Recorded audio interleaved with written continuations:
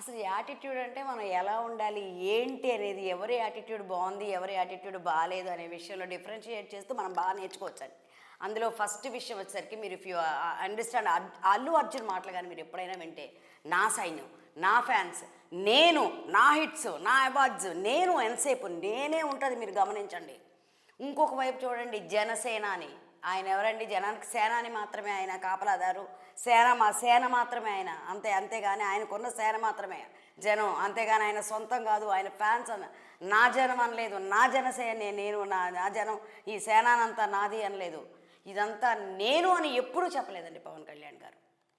లేకపోతే ఈ ఫ్యాన్స్ అంతా నాది అనలేదు, ఈ దేశం అంతా నాది అనలేదు, లేకపోతే నాది యాటిట్యూడ్ అని ఎప్పుడూ అనలేదండి.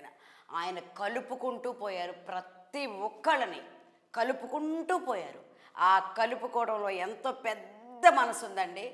ఈ నా అనే దానిలో చాలా చిన్న ఇరుకైన మనసు ఉంది, ఇరుకైన బిహేవియర్ ఉంది.